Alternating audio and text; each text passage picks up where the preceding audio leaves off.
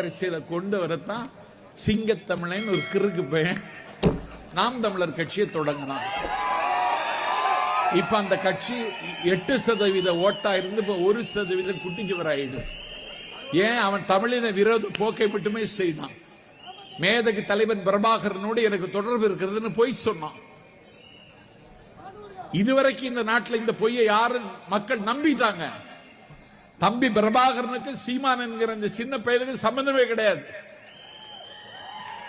விடுதலை புலிகள் தோழமை கழகத்தை தமிழ்நாட்டில் நடத்தினவனா, நியூயார்க்கில் நடந்த நாடு கடந்த தமிழீழ அரசவையில் பேசியவன் நான். அதற்காக இந்த நாட்டில் தேசிய பாதுகாப்பு சட்டத்தில் கைது செய்யப்பட்டவன் நான். இதை ஒரு நாள் நான் எங்கேயும் பேசியதில்லை. ஒரு துரும்பை தூக்கி போடாத அந்த காபோதி நான் தம்பி பிரபாகரனோடு படம் எடுத்துக் கொண்டேன் ஒரு பொய் சொன்னான். உலக தமிழர்களை ஏய்த்தான். கடல் கடந்த தமிழர்கள் கப்பம் வசூலித்தான். தமிழில் விடுதலையை கொச்சைப்படுத்தினான். மேதகு தலைவர் தம்பி பிரபாகரனை காட்டி கொடுத்தான்.